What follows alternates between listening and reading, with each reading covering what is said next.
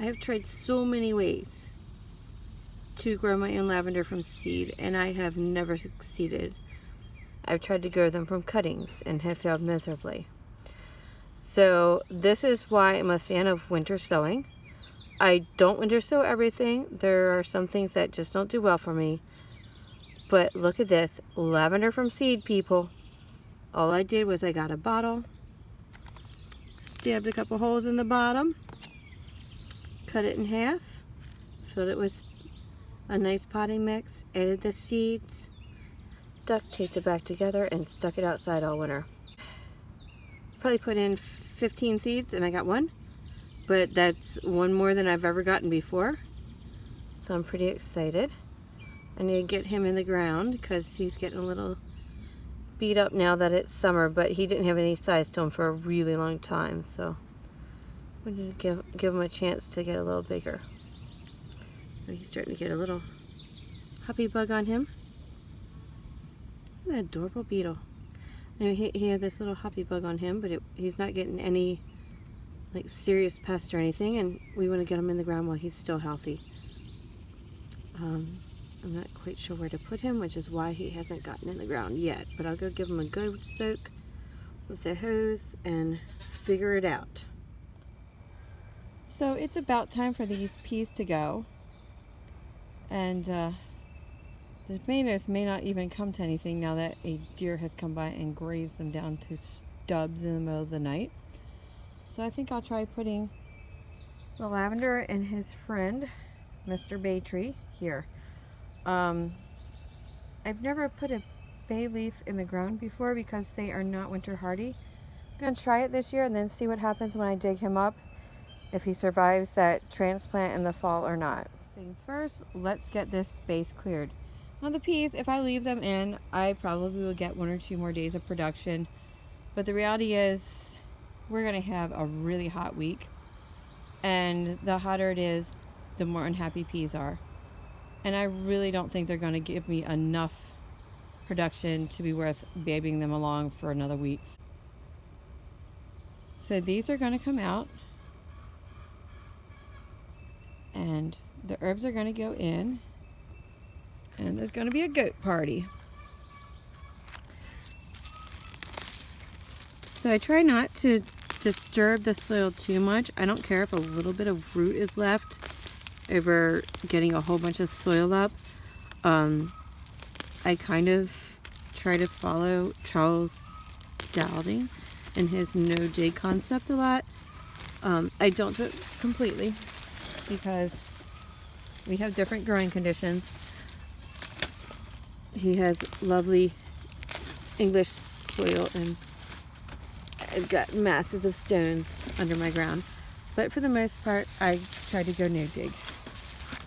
Look at all those peas I missed. Oh my goodness. I guess we're going to have a dried pea crop.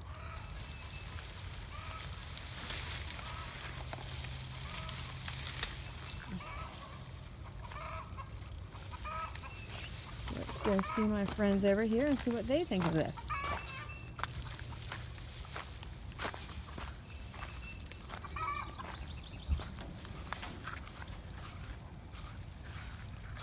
Would anyone like a fresh pea vine to munch on? Anyone?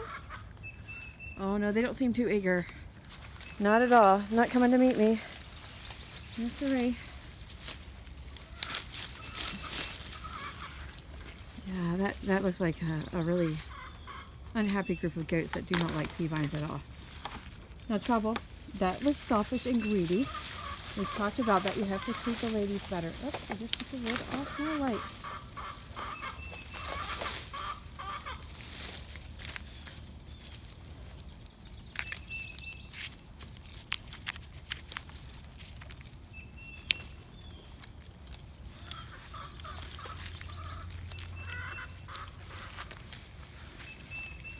Pretty bright sun, so it's not the easiest to see, but they sure are enjoying eating on these pea vines.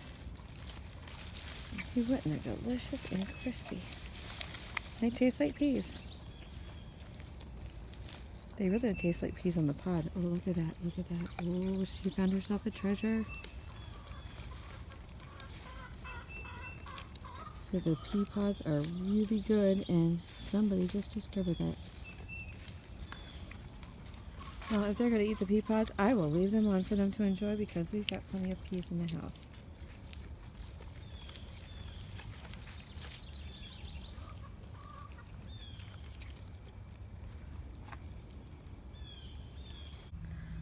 Alright, so I've dug a hole and got a little bit of compost to go in it.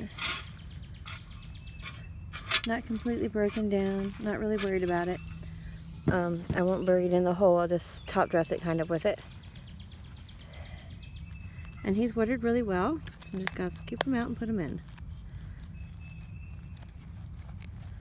Hopefully he has a decent set of roots in there. Come on buddy, can you do it? Yeah, there you go. Oh yeah, he has a good set of roots.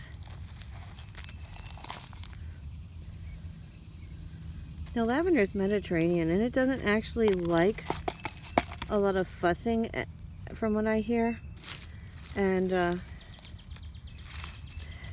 definitely doesn't like to be damp. So I lost all my lavender out front with all the excessive rain we had and wetness all winter.